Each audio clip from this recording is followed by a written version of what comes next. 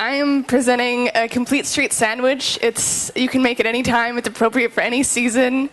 And first, so just why don't you just think of a street as a sandwich turned on its side. So you have the buildings on either side, and then in between you have the street furniture, you have the bike parking, you have your bus and the streetcar shelters, and you've got your bike infrastructure, and of course your pedestrians, your streetcars, and then of course your cars.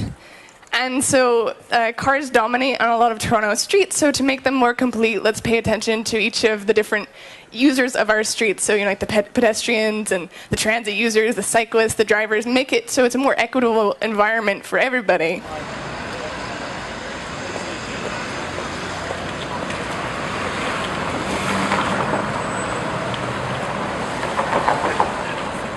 So before I start out, I'm going to show you a picture of a street in New York that's recently been transformed by the city. And this is First Avenue. It's in Manhattan.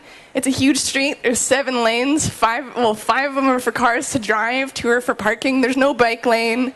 Sidewalks are pretty small. And then recently, the city has transformed it into this. So you have a lane just for bus. They call it select bus service. So it's sort of like BRT, bus rapid transit.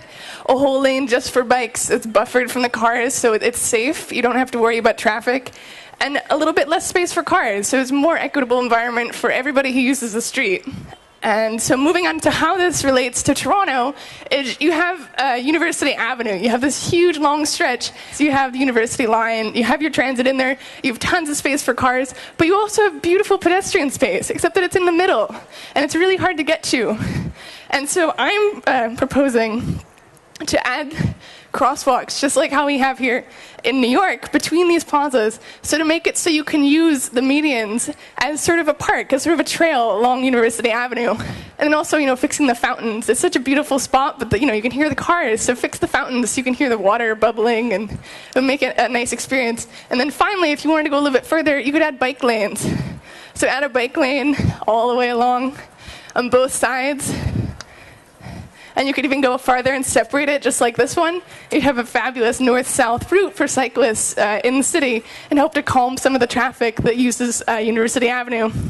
And so finally, I'm just going to end in this one picture of Yonge Street. This is Yonge at college just recently. They were doing construction on the sidewalk, so the people moved, they're in the street. So it's sort of an impromptu pedestrian street. So it's like, if you can imagine it, if you can dream it, you can do it.